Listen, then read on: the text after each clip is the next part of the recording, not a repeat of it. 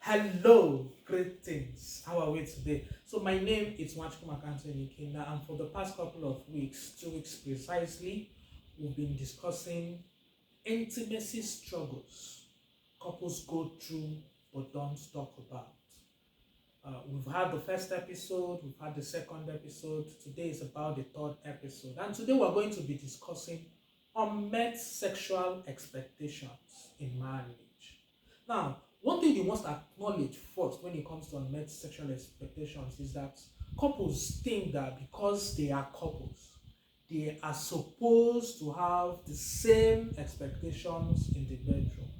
That is not true because you are unique beings created differently who've had different backgrounds, different experiences, different upbringings. There's no way your expectations in the bedroom can be the same. It's not possible. Now, what are the issues surrounding unmet expectations or met sexual expectations in marriage? One of it is that we are unaware of our expectations, right? Because if you don't know what you expect, how do you relate to your spouse that, okay, look, this is what I am expecting in the bedroom, right? And because we often are unaware of our expectations, we assume that the normal thing to do, in fact, the best way to go about it, the only way to go about anything is our way. And if it is not our way, then it is no way, right? This is one of the issues couples have in marriages. We are unaware of what our expectations are. We must come to an understanding of what our expectations are and know what they are so that we can also imagine what the expectations of our couple or our spouses or our partners should be. That is how it should go. The second thing is our expectations are unreasonable. Now, you may have figured out what your expectations are, you may know what they are, but sometimes they are very unreasonable and unrealistic. For instance, you cannot have a spouse who is over 30, 40 years and you're expecting the same energy and the same acrobatics that somebody who is in their early 20s would have.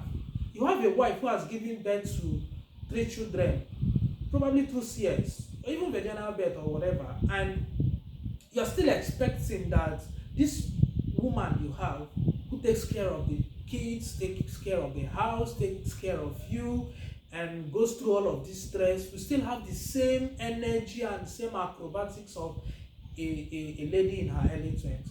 It doesn't work like that. So we must make sure that if we know what our expectations are, we try to make them as realistic as possible. And how do we do that? We look at our own peculiarities as a couple. What are our own peculiarities? What are the things? What is our own situation? You understand? What are we facing in our marriage as couples? Right? Not what other people are facing, or not what the world says you should face. What are you facing as a couple? Right? Then the third one is our expectations are unspoken. Now, the truth is, you may know what your expectations are. They may be reasonable, but you have not taken time to speak them out. You're not taking time to speak them. You've not communicated what they are.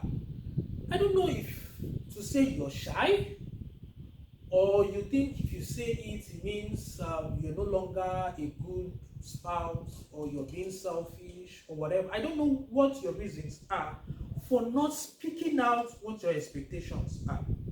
We assume and think that some of these things, we should know. Your spouse should know. Your spouse should know what they are. You know what your expectations are. They are reasonable. So your spouse should be a soothsayer. Your spouse should be a mind reader to know what your expectations are. No, don't do that. Speak them out in the best romantic way possible. Best romantic way possible. In a very calm environment, in a very calm time. Yeah, you say, these are what I expect in the bedroom. This is how I expect it. Right? Now, what are the solutions? Become aware of what your expectations are, you must have to know. You must have to know so that you can relate these expectations to your spouse, to your partner. So you can relate them. That is the first thing you should do. The second thing you should do is become reasonable. If you have unreasonable, unrealistic expectations, you have to change them. You have to look at the peculiarities of your marriage and work towards achieving these things you are expecting in the bedroom around your similarities, your peculiarities, right? Around your peculiarities. The third thing you should do is speak them out. See what they are.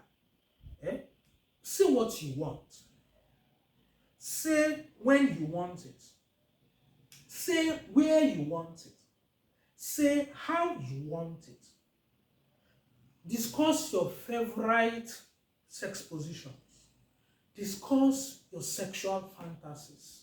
Have a discussion, an extensive discussion of the things you want in the bedroom.